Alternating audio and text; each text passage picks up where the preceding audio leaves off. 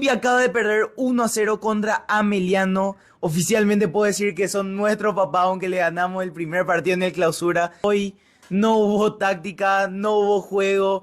Hoy el partido fue inexistente. Hoy todo el partido fue más que aburrido. Hoy los jugadores más destacados: Manuel Capacio, Junior Barreto, Facundo Zavala y César Olmedo. Los únicos que intentaron algo desde atrás, porque el medio campo de Olimpia hoy no tuvo lugar por donde pasar. Hoy Ameliano, el ataque y el medio campo de Olimpia lo tuvo más que controlado y no nos dejó hacer ni una sola jugada. Y hoy perdimos gracias a que Ameliano fue superior a nosotros, no porque nosotros tuvimos errores. Necesitamos ganar contra Tacuarí en Ciudad del Este para poder volver a repuntar y así poder llegar en la penúltima fecha contra Nacional y ganarles y ser campeones del torneo clausura y clasificar a la Copa Libertadores.